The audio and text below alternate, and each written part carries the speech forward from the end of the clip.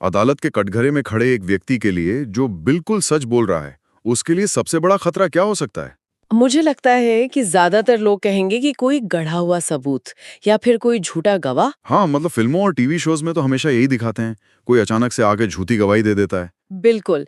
लेकिन असल जिंदगी में एक सच्चे वादी के लिए सबसे बड़ा खतरा कोई और नहीं बल्कि उसकी अपनी ही याददाश्त होती है। उसकी अपनी याददाश्त और शायद उसकी अपनी घबराहट भी। जी, घबराहट और एक बहुत ही चतुर वकील द्वारा बुना गया शब्दों का जाल। सही कहा।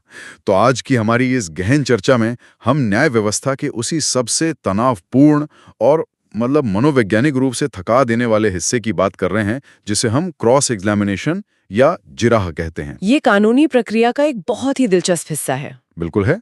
और आज हमारे पास इस चर्चा के लिए बहुत ही बेहतरीन स्रोत हैं। हमारे पास एडवोकेट मनीष शुक्ला और उनके सहयोगी अमन बाजपेयी जी के नोट्स हैं। हाँ, उनकी एफआईआर से फैसले तक आपराधिक विधि ड्राफ्टिंग श्रृंखला का 9वां भाग। जी, 9वां भाग।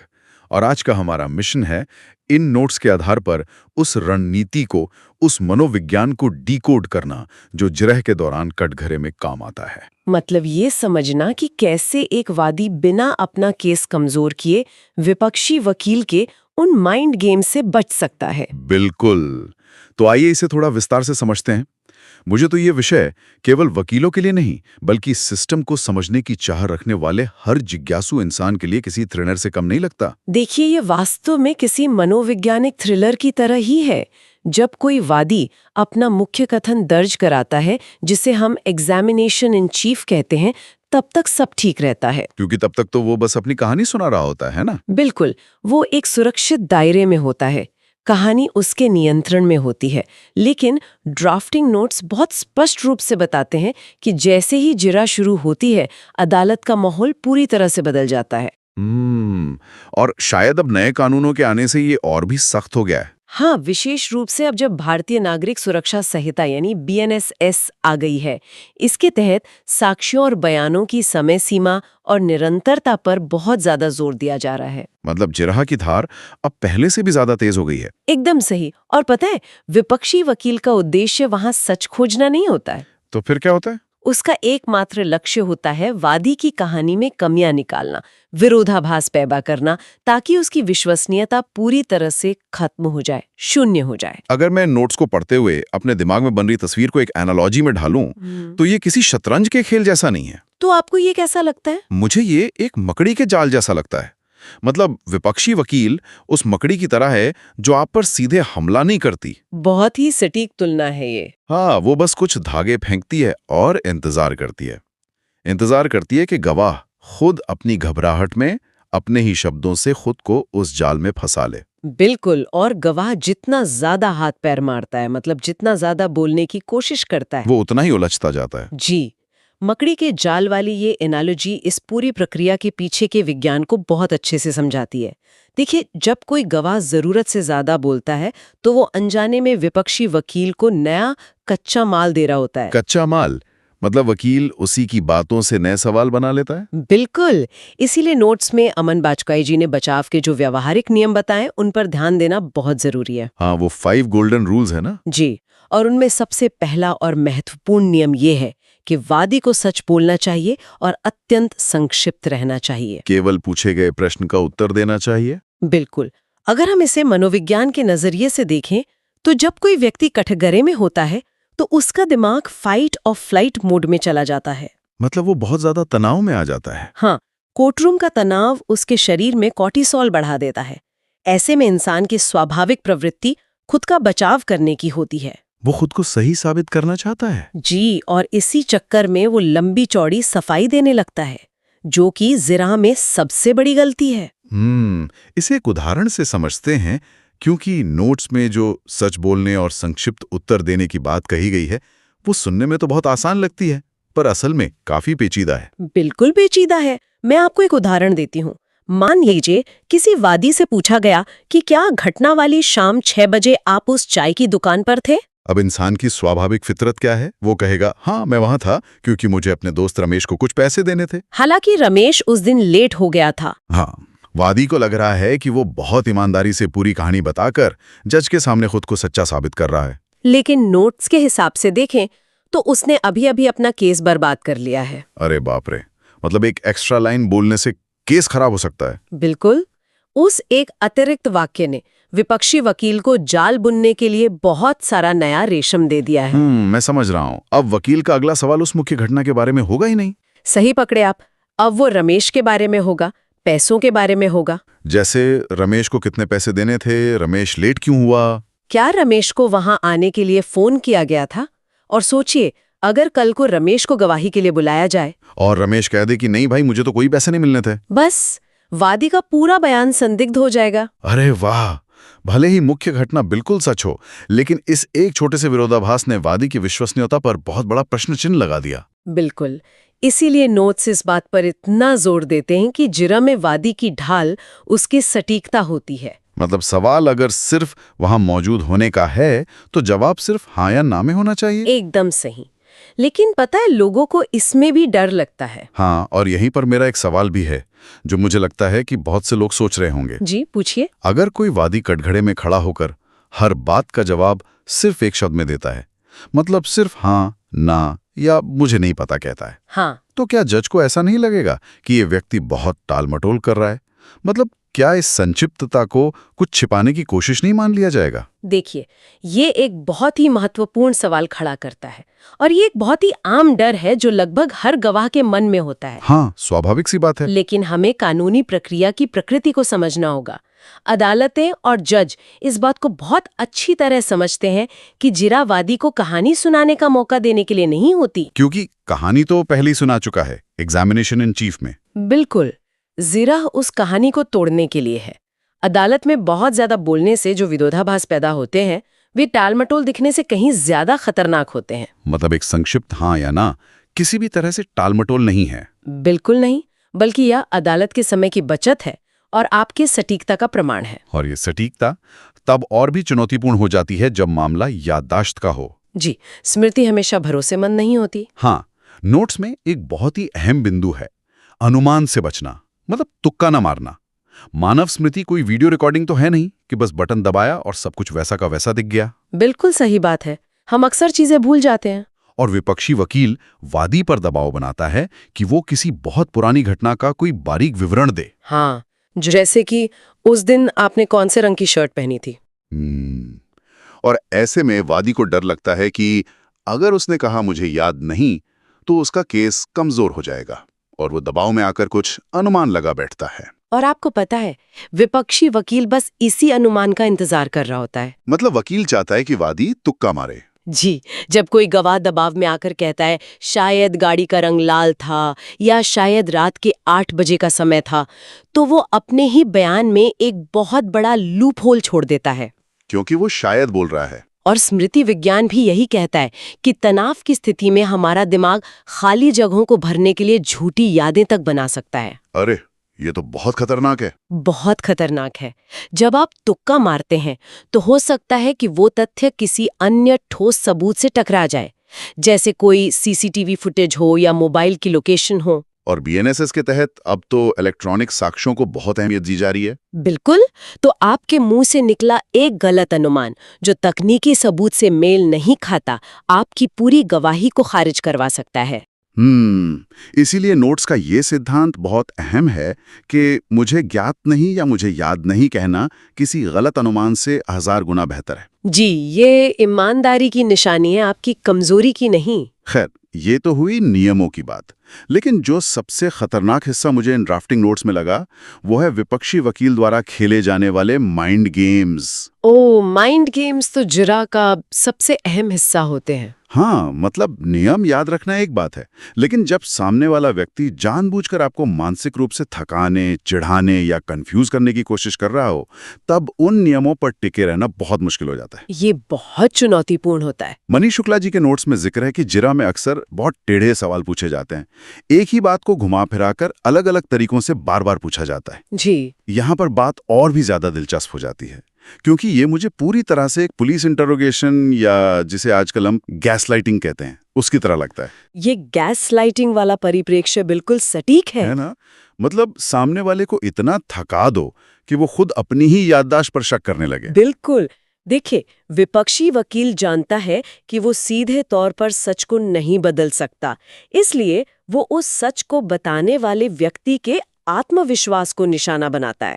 उसके दिमाग से खेलता है। जी, जब एक ही सवाल को 3 अलग-अलग तरीकों से पूछा जाता है, तो वादी के दिमाग में ये शंका पैदा होने लगती है कि शायद मेरा पहला जवाब गलत था, इसलिए ये वकील बार-बार यही पूछ रहा है। और इस मानसिक थकावट के कारण गवाह अपना बयान बदल देता है। और जैसे ही बयान बदलता है, नोट्स में बताए गए उस निरंतरता या कंसिस्टेंसी के सुनहरे नियम की धज्जियां उड़ जाती हैं। तो अगर कोई वादी इस स्थिति में फंस जाए जहां वकील अनुचित दबाव बना रहा हो, तो वो क्या करे? उसे शांत रहना होगा। और मान लीजिए वकील एक ऐसा सवाल पूछता है जिसका जवाब सिर्फ हाँ या ना में देना संभव ही नहीं है, लेकिन वो गवाह पर चिल्लाकर दबाव डालता है कि सिर्फ हाँ या ना में जवाब दो। ऐसे वक्त में अक्सर गवाह घबरा जाते हैं। हाँ, वादी तो पूरी तरह से निहत्था महसूस करेगा ना।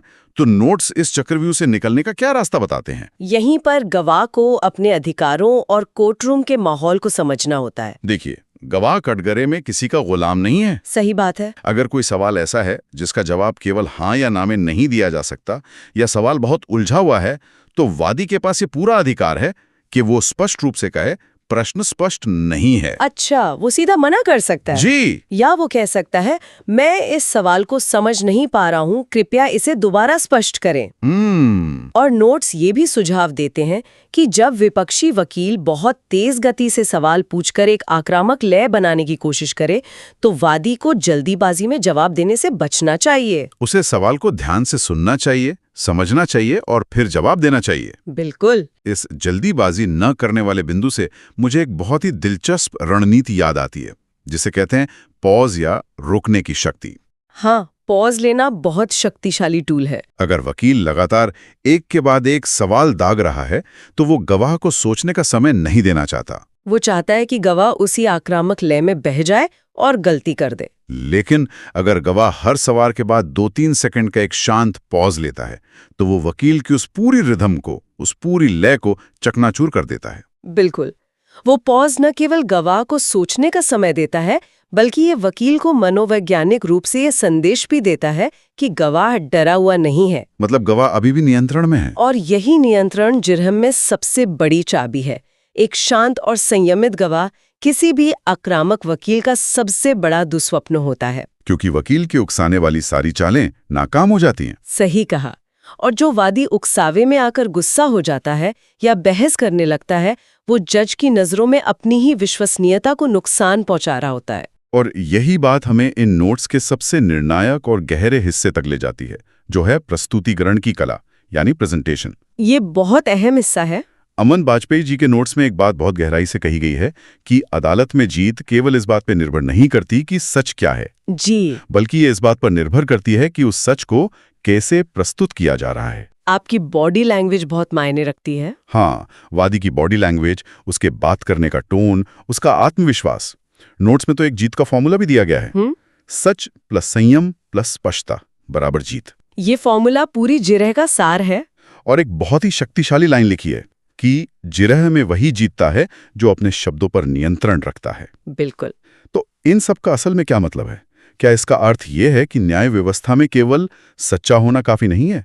क्या आपको उस सच का एक बेहतरीन परफॉर्मर या प्रस्तुतकर्ता भी होना पड़ता है? अगर हम इसे व्यापक संदर्भ में देखें, तो ये कानूनी व्यवस्था की एक बहुत ही कठोर वास्तविकता है। मतलब सच का परफॉर्मर होना जरूरी है। देखिए, अदालतें भावनाओं, आंसुओं या केवल दावों पर काम नहीं करती।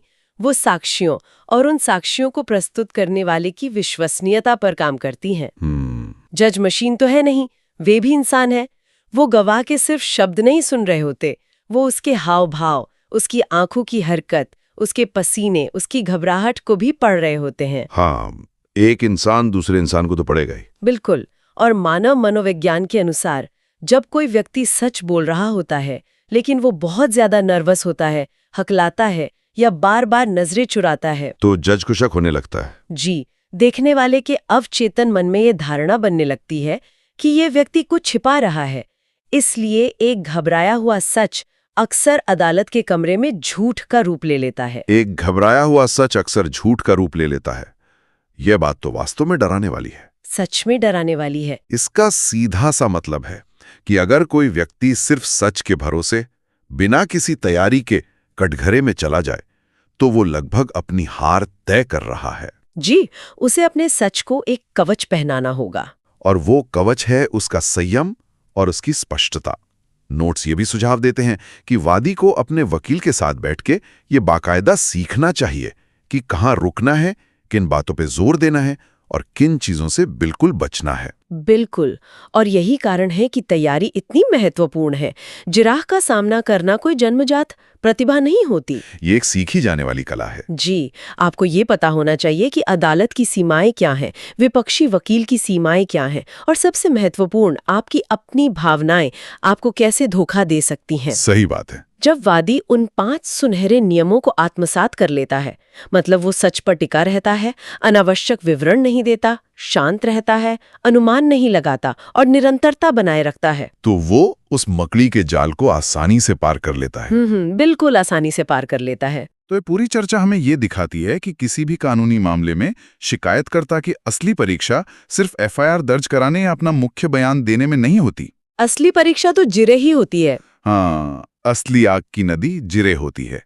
अगर आप इसे पार कर गए तो आपका केस एक बहुत मजबूत नींव पर खड़ा हो जाता है।